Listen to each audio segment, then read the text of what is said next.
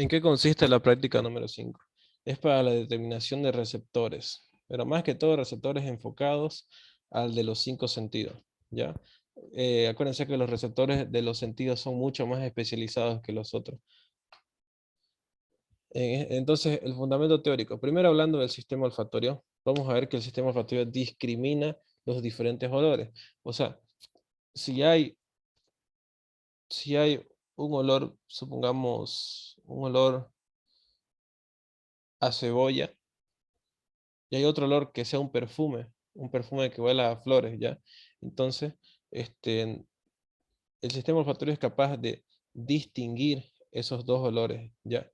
Pero obviamente va a detectar más el que tenga mayor intensidad, ¿ya? Entonces, fíjense que los receptores están ubicados en la cavidad nasal, son quimiorreceptores, lo que se encargan de quimiorreceptores más que todo son de los sentidos, ya también a nivel del gusto, son quimiorreceptores especializados. Entonces, las neuronas sensitivas primarias, acuérdense que están, ¿no ve? Son los filetes nerviosos que salen del bulbo olfatorio. Acuérdense que aquí está el bulbo olfatorio, ¿no ve? A nivel del hueso etmoide, ¿se acuerdan de anatomía? Entonces, estos filetes nerviosos atraviesan la lámina cribosa del etmoides y llegan hacia la parte superior de la nariz, ¿no ve? Si nosotros tenemos la nariz acá, a esta parte estarían las terminaciones nerviosas, y en histología nos decía que era la mucosa amarilla, ¿no ves? La mucosa amarilla. Entonces, estas fibras nerviosas son las que se encargan de detectar los olores. Entonces, esa información va mediante el tercer par craneal, perdón, el primer par craneal, mediante el primer par craneal, hacia la corteza olfatoria. ¿Ya? La corteza olfatoria, hay una zona que está a nivel del lóbulo temporal, si no me equivoco, es el uncus del cerebro. El uncus, y también es detectado en la amígdala y en el hipocampo. Ya, aquí falta el uncus.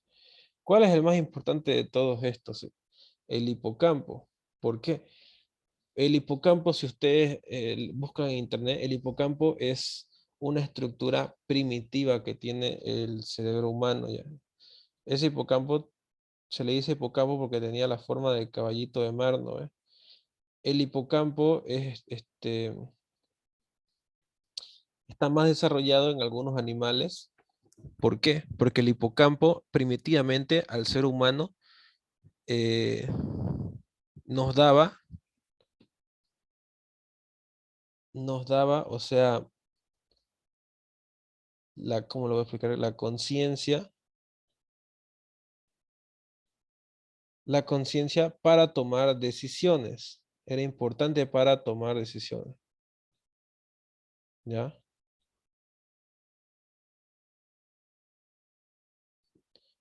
Por ejemplo, un perrito, ¿qué es lo que hace un perrito?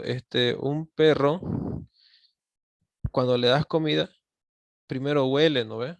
Para ver si es que está en su dieta, porque acuérdense que hay perros que no comen, o sea, la mayoría de los perros no comen lechuga, ¿no ve? O tomate, verduras, más que todo van a la carne. Entonces, si le pones un pedazo de carne, lo primero que hace el perro es olerlo, ¿no ve? Entonces, reconoce que es un alimento y empieza a comer, ¿no ve? O en este caso,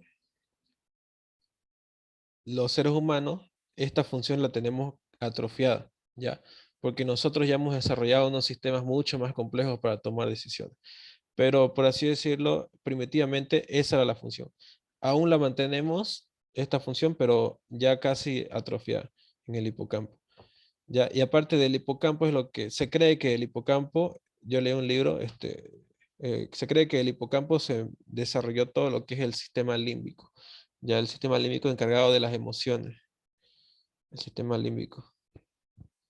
Ya. Eso sería el sistema olfatorio. La vía del gusto, en la vía del gusto, en la lengua, como sabemos, tenemos botones gustativos a lo largo de toda la lengua. Entonces, esos botones gustativos son los receptores, ¿ya? ¿Y cómo viaja la información hacia el sistema nervioso central? Viaja mediante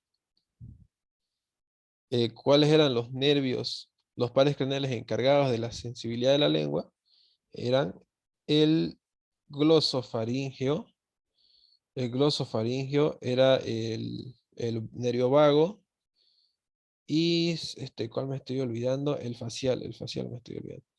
Ya, estos tres nervios eran estos tres pares craneales eran los inervados, los- perdón, los encargados de inervar la lengua y su función sensorial, ¿ya? ¿Por qué sensorial? ¿Cuál es la diferencia entre sensorial y sensitivo? Cuando hablamos de sensorial nos referimos más que todo hacia los cinco sentidos. Es una función mucho más superior que va más allá de la sensibilidad, ¿ya? Sensorial.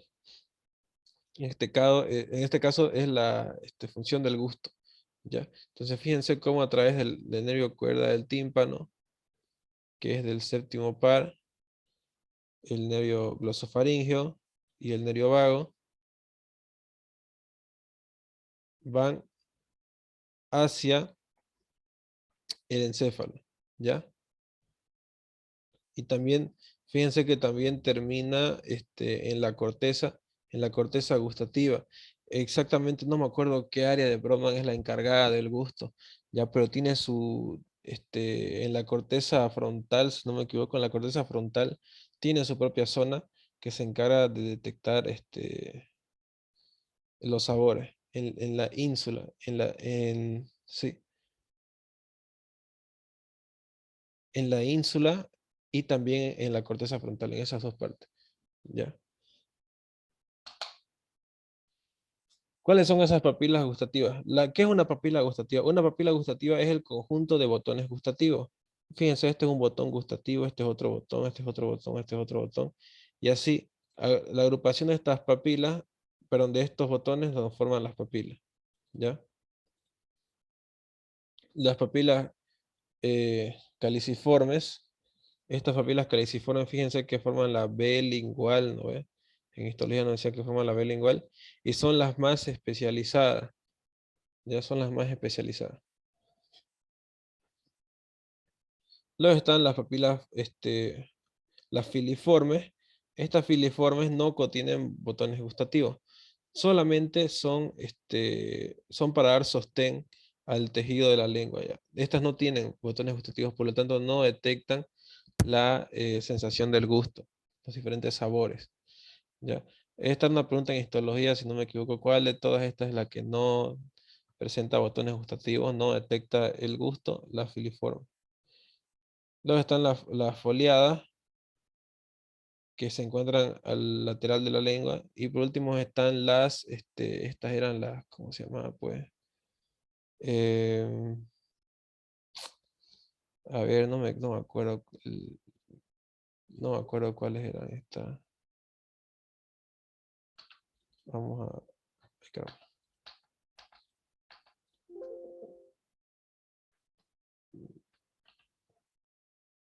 Foliadas, no me acuerdo cuáles son estas aquí.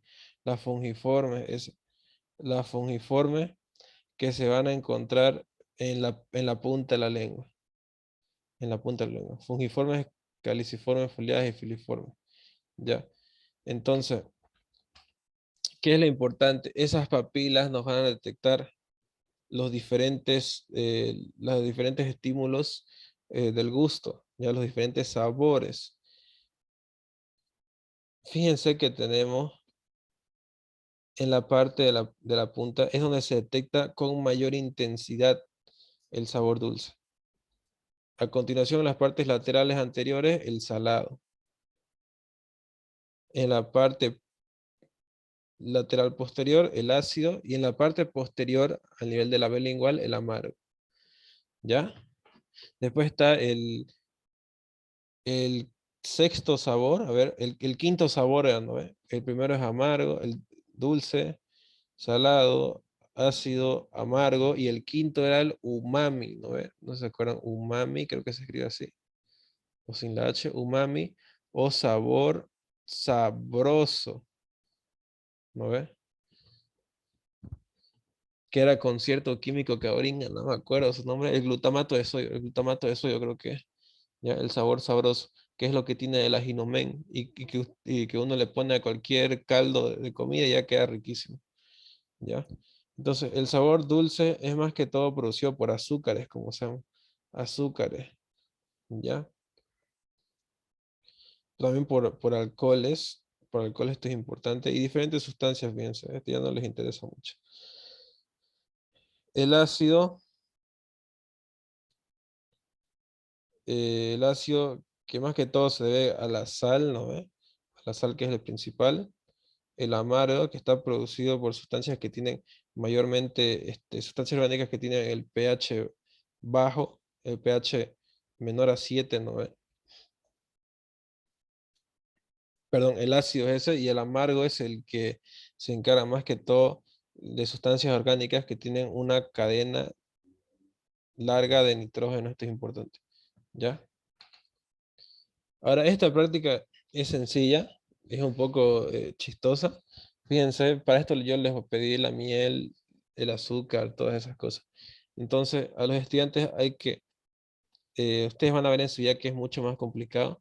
Primero hay que pedirle que saque la lengua, secarle la lengua con un algodón o con una gasa y ir aplicando las diferentes sustancias, primero en la punta, luego en las partes laterales, luego en las partes laterales posteriores, luego en la parte más posterior de la lengua, y ir aplicando diferentes frutas y sustancias.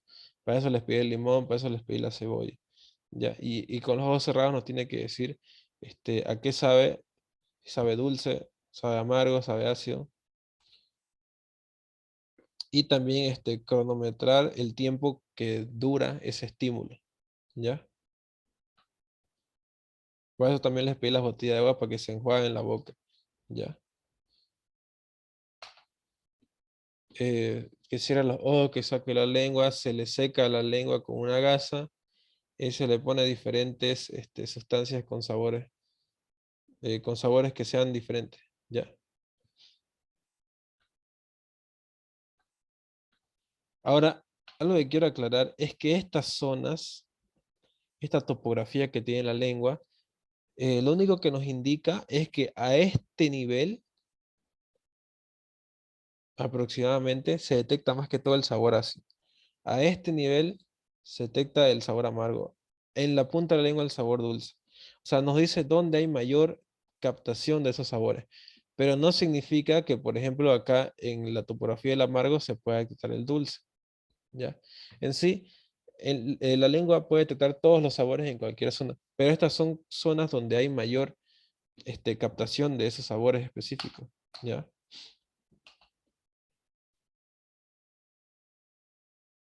Entonces otra vez pedimos que cierre los ojos, que saque la lengua, secamos otra vez la lengua con una gasa y aquí es donde vamos a aplicar las diferentes disoluciones, por ejemplo, la sacarosa al 5% y que describa cómo es el sabor, ¿ya? Y luego hay que ir aplicando diferentes soluciones, sacarosa a diferentes grados y hay que preguntarle y comparar cuál de todas se siente más dulce y, y más que todo eso sería la diferencia del sabor dulce. Esta es la prueba de confusión de sabor y olor, ¿ya? Entonces, acá hay que pedirle que cierren los ojos otra vez. Hay que taparle la nariz para que no pueda oler. Y hay que introducir diferentes alimentos. Por ejemplo, puede ser una manzana, un limón, una zanahoria. Primero tiene que masticarlo, esto es importante, tiene que masticar para identificar el sabor, ¿ya? Cuando detecte el sabor, nosotros, o sea, al momento que le introducimos el alimento, hay que empezar a activar el cronómetro y hay que pedirle que lo mastique y hasta que sienta el sabor, o sea, cuando ya diga, ya siento el sabor amargo, por ejemplo, detenemos el cronómetro, ¿ya? Y hay que marcar el tiempo que transcurre en detectar la persona ese sabor.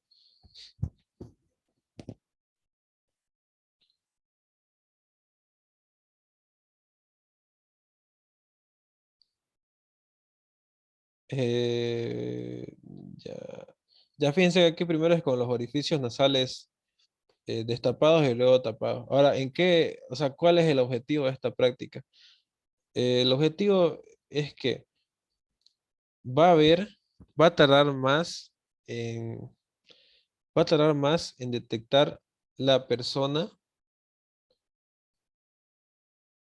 va a tardar más en detectar la persona, o sea, va a tardar más tiempo en detectar el sabor cuando se tapen los orificios nasales, ¿ya? Esto lo van a poder comprobar ese día. Y eso sería toda esta práctica.